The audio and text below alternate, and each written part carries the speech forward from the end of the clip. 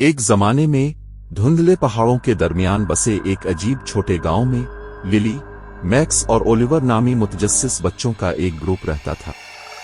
उनका गांव एक घने जंगल से घिरा हुआ था।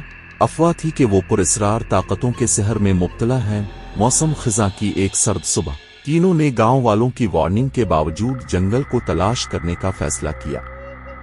एक नक्शे से लैस होकर जो उन्हें एक पुरानी खाक आलूद किताब में मिला था, वो जंगल के मरकज में दाखिल हुए।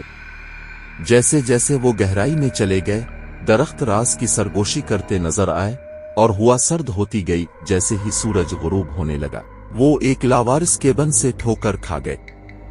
खौफनाक एहसास को नजरअंदाज करते हुए उन्होंने धकेलते हुए दरवाजा खोला और अंदर कदम रखा। अंदरूनी हिस्सा चमकती हुई मोमबत्तियों से रोशन था, दीवारों पर खौफनाक साए डाल रहे थे। अचानक केबन में से एक आवाज गूंजी, किसकी हिम्मत है मेरे डोमेन में दाखिल होने की। अंधेरे में से एक शख्सियत के निकलते ही उनकी रीढ़ की हड्डियों में कपकपी तारी हो गई। जंगली बालों और छेदती आंखों के साथ वो खौफनाक और उदास दोनों लग रही थी। चुड़ैल ने वजाहत की कि इस पर जंगल में रहने की लानत है। जब तक कोई इस पहेली को हल न कर ले, जब तक वो सदियों से सोच रही थी।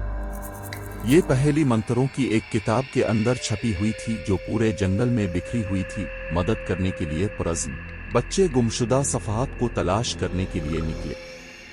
उनका सफर रीढ़ की हड्डी को ठंडा करने वाले लम्हात से भरा हुआ था।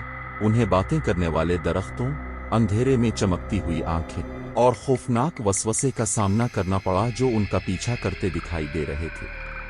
उनके पाए जाने वाले हर सफ़े पर डाइन की पहेली को हल करने का एक नया इशारा सामने आया। जब उन्होंने पहेली को एक साथ बांधा तो उन्हें एहसास हुआ कि यह हिम्मत और हमदर्दी का इम्तिहान है। जवाब मंत्रों में नहीं, बल्कि दोस्ती और सोहबत के लिए जादूगरनी की ख्वाहिश को समझने में था। वो केबन में वापस आए और अपना एहसास बयान किया। उनकी हमदर्दी से मुतासिर होकर डाइन की शक्ल बदल गई, जिससे इसकी असली शक्ल जाहिर हो गई। वो एक मेहरबान और तन्हा औरत थी। वो जादू जिसने इसे जंगल में जकड़ रखा था टूट गया और जंगल अचानक खुश आइंद और गर्मजोशी महसूस करने लगे। गांव वाले, जो नस्लों से जंगल से खौफजदा थे, तब्दीली से हैरान रह गए और बच्चों को हीरो के तौर पर मनाया। कभी डरोना केबन एक आरामदेह कॉटेज बन गया, जहां चुड़ैल और बच्चों ने कहानियां और हंसी बांटते हुए कई शामें गुजारी।